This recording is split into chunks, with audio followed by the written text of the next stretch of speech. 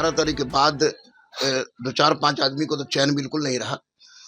और मैं तो बिल्कुल, मेरा परिवार भी इस बात से मैं हतप्रभ था कि इतनी बड़ी दुस्साहस आज तक इतने बड़े टीचिंग करियर में हमारे साथ किसी ने नहीं किया था कि जो आग इस तरह की गाली गलौज दे और बोले कि 10 दिन के अंदर, चूंकि बोल के गया था कि 10 दिन के अंदर हम हत्या कर देंगे। ये तो ईश्वर की असीम अनुकंपा है कि हम उसको कुछ किए नहीं, कहे को मर जाता। बाद में फिर भोर SHO आपको सजाद गद्दी, एडिशनल SHO रामकृपाल यादव, इल्ताफ और नौशाद कुरैशी लगातार हमारे संपर्क में रहे और सीनियर SP भी लगातार संपर्क में रहे।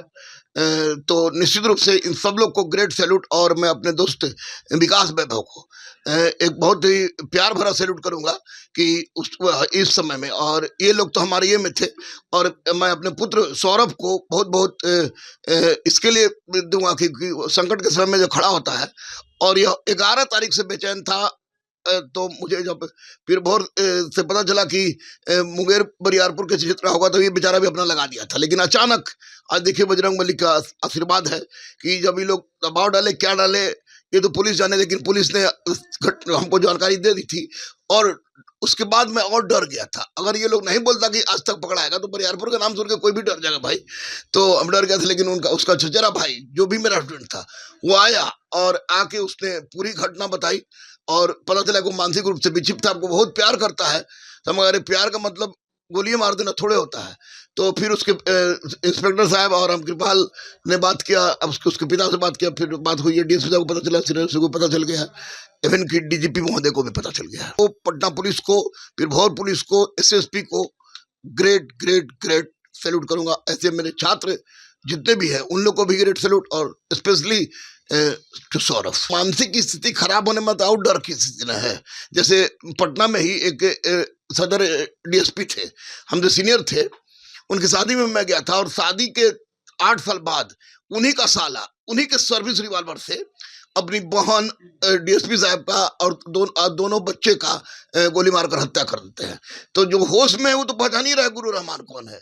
जो बेहोश है उससे सचेत रहना है। ये भोर के पुलिस वालों ने हमको सबने बताया, SSP ने भी। दिनांक 11/2/26 को शाम को 4 बजे के आसपास रहमान सर के कोचिंग में एक लड़का आया जो इनको गाली गलौज और धमकी भी दिया। इस संबंध में हम लोग छानबीन लगातार किए, CCTV फुटेज वगैरह से और इंटरनल इनपुट से भी जानकारी हासिल किए। तो ये ज्ञात हुआ कि यह लड़का इनके कोचिंग में वर्ष 2013-14 में पढ़ाई लिखाई किया था, इतिहास वगैरह भी पढ़ा हुआ था, और 2018 में उसकी मानसिक स्थिति खराब हो गई थी। उसका इलाज चल रहा है IGIMS हॉस्पिटल में।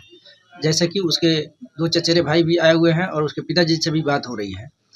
तो उस दिन अपने घर से अपने पिताजी को और संबंधियों को बताए बगैर भागकर चला आया था दवा लेने के लिए, और उसी क्रम में कोचिंग में भी चला आया और यहाँ आकर गाली गलौज और धमकी दे दिया था।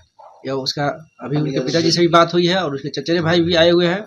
इलाज के पुर्जा भी दिखा रहे हैं कि बस 2018 से उनका इलाज चल रहा है IGIMS हॉस्पिटल में, और उसका मानसिक स्थिति ठीक नहीं है।